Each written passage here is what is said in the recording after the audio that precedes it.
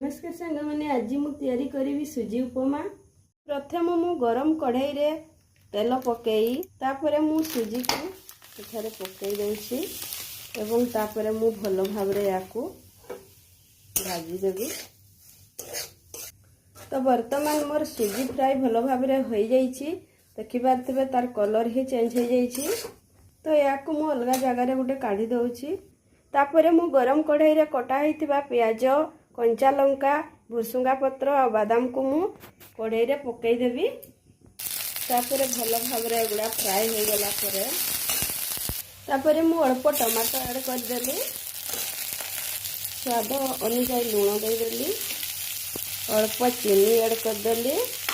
तापर फ्राई होइतबा सुजी को मु या ऊपर पकई देली। तो देखि पारथिबे तापर सेठी मु पानी दे देली। फुटी गला पर मोर हो। तो वर्तमान मोर प्रस्तुत हो सारी सुजी उपमा।